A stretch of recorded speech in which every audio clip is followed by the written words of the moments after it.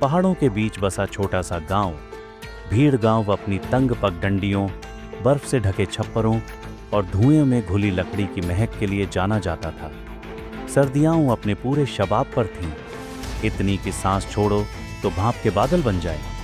इसी कांपती हुई रात में गांव के 3 लोग, रघु, किरण और दादी राम दुल्लारी, एक ऐसी घटना के साक्षी बनने वाले थे जिसने हमेशा के लिए उनके दिलों की गर्माहट बदल दी। रात ढल चुकी थी, हवा में ठंड ऐसे काट रही थी जैसे कोई बर्फीली तलवार त्वचा को छू रही हो। रघु अपने घर के आंगन में लकड़ियां समेट रहा था जब उसकी मां की आवाज आई। मां बोली, अरे रघुआ, जल्दी अंदर आ जा। इस सर्दी में बाहर खड़ा रहेगा तो खांसी फिर बढ़ जाएगी। इतनी ठंड में जरूरत क्या है इन लकड़ियों की गिनती करने की? रघु बोला, माँ, कल सुबह हम सबको जंगल जाना है ना। काका, भैया लोग सब एक साथ जाने वाले हैं। लकड़ी नहीं जमा की तो चूल्हा कैसे चलेगा? और कक्की, करीब के पहाड़ से आवाज आ रही थी, कुछ गिरने जैसा। देखना चाहता था कि कहीं हिमस्खलन तो नहीं। माँ चिंतित होकर, हे भगवान, ये साल तो जाने क्या लाया है। रघुआ, तेरा मन क्यों नहीं मानता कि हर बात की जांच की जरूरत नहीं होती? रघु बोला, माँ, आप डरती क्यों रहती हैं? गांव के लोग कहते हैं कि ऊपरी घाटी में कोई परछाई घूम रही है। हो न हो वही होगी। इसे सच करने से पहले देख लेना ही अच्छा है। माँ ने गहरी सांस खींची। माँ बोली, भूत प्रेत जैसी कोई चीज नहीं होती, लेकिन इस तरह की बातें डर बढ़ा देती हैं। बस तू जल्दी अंदर आ जा। रघु लकड़ी का गट्ठर उठाकर अंदर चल पड़ा।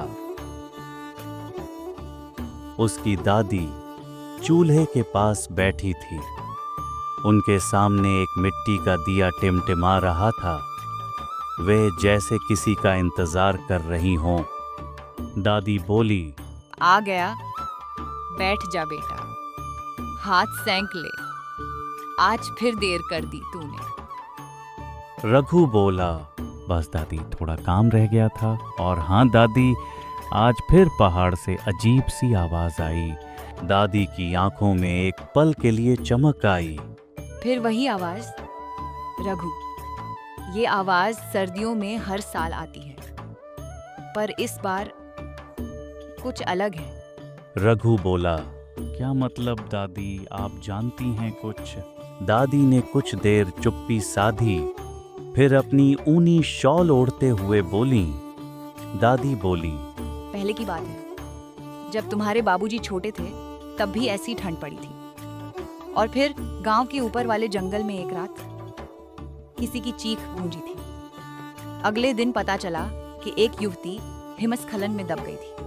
कहते हैं उस रात से लेकर आज तक उसकी आत्मा सही मौसम आते ही आवाज करती है, जैसे किसी को पुकार रही हो। रघु ने गहरी निगाहों से दादी को देखा। दादी, आप भी वही पुरानी कहानियां शुरू कर रही हो? ऐसा कुछ नहीं होता। दादी मुस्कुराई और बोली, होता है बेटा, दुनिया में सब कुछ आंखों से नहीं दिखता। अगले दिन रघु लकड़ी की गाड़ी खींचते हुए किरण के घर पहुंचा। किरण उसकी बचपन की दोस्त थी, तेज, हंसमुख और गांव की सबसे समझदार लड़की मानी जाती थी। किरण आंगन में पानी भर रही थी। किरण बोली, ओहो मिस्टर बहादुर, आज भी सुबह सुबह पहाड़ की आवाजें सुनकर लौटे हो क्या? रघु हंसते हुए बोला, मजाक मत उड़ाओ किरण, सच में इस सर्दी कुछ अजीब है। किरण बोली, अजीब तो तुम्हारा दिमाग है। आवाजें बर्फ की होती हैं, आत्माओं की नहीं। रघु बोला, तुम दादी जैसी क्यों बात कर रही हो? वो भी कहती है कि कोई परछाई बोल रही है। किरण ठिठक गई, फिर बोली, दादी ने सचमुच ऐसा कहा? रघु बोला, हाँ, क्यों, तुम्हें क्या हुआ? किरण ने नजरें झुका लीं और बोली, कुछ नहीं, बस पिछले हफ्ते मैंने भी कुछ सुना था, लेकिन मैंने सोचा हवा होगी। पर अगर दादी भी कह रही हैं तो शायद हमें ऊपर जाकर देखना चाहिए। रघु चौंक गया। रघु बोला, तुम पगला गई हो क्या? इतनी बर्फ में कौन पहाड़ पर चढ़ता है? किरण बोली, और अगर कोई मुसीबत में हो, अगर कोई जिंदा हो और मदद मांग रहा हो। रघु चुप हो गया। किरण की आंखों में एक अजीब दृढ़ता थी। शाम होते ही दोनों ने चुपके से पहाड़ की ओर बढ़ने का निश्चय किया। गांव में अफवाहें थीं, इसलिए किसी को बताना ठीक नहीं था। बर्फ घुटनों तक थी। हवा में अजीब सा सन्नाटा था, मानो जंगल सांस रोके खड़ा हो। किरण बोली, रघु, सुना?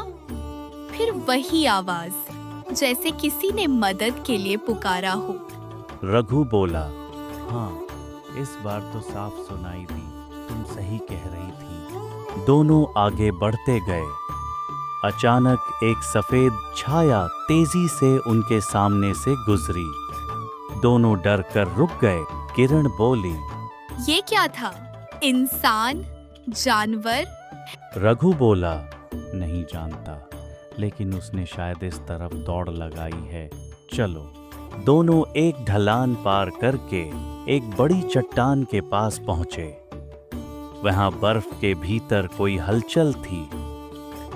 किरण दबी आवाज में बोली, रघु, यहाँ कोई दबी हुई है।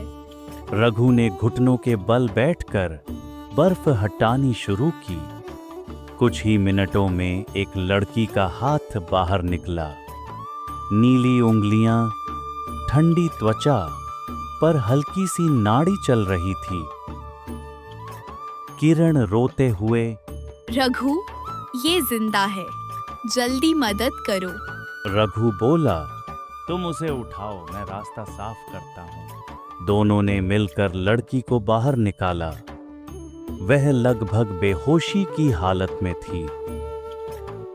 गांव पहुंचते पहुंचते रात गहरा चुकी थी। दादी रामदुलारी ने जैसे ही लड़की को देखा, उनके चेहरे का रंग उड़ गया। दादी बोली, हाँ, ये तो वही है, वही लड़की जिसका जिक्र वर्षों से होता आया, लेकिन ये तो जिंदा है।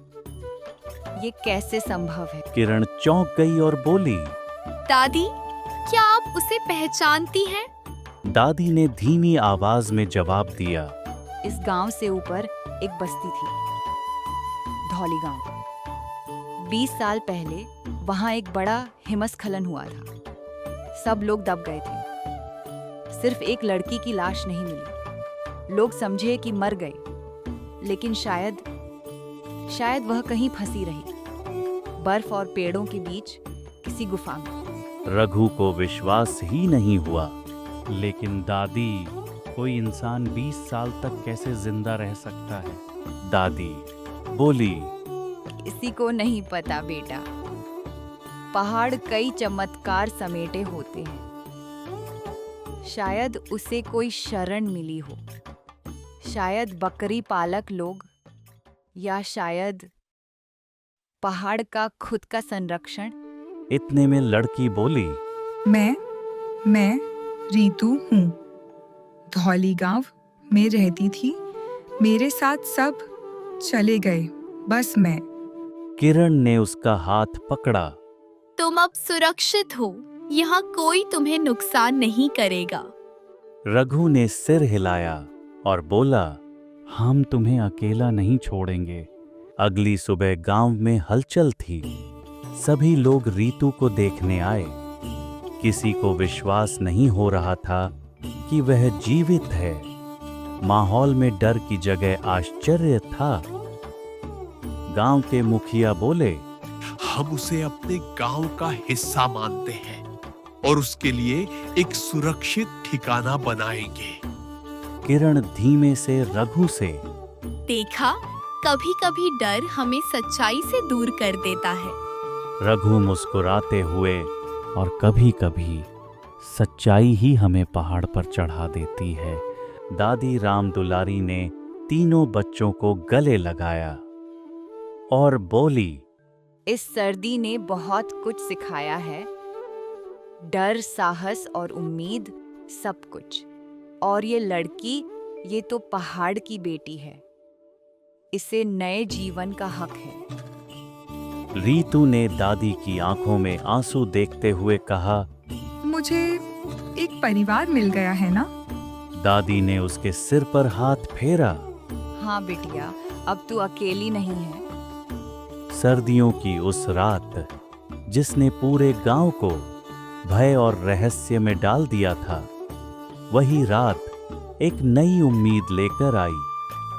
रघु और किरण अक्सर उस पहाड़ को देखते और सोचते कि किस तरह एक आवाज ने उन्हें किसी की जान बचाने तक पहुंचा दिया। गांव की चिमनियों से उठता धुआं अब ठंड नहीं, गर्माहट बिखेरता था। पहाड़ की खामोशी भी अब डर नहीं लगती थी, क्योंकि अब सब जानते थे कि हर आवाज भूत नहीं होती, कभी कभी वह किसी जीवित इंसान की पुकार होती है। और शायद यही सर्दियों की सबसे बड़ी सच्चाई है।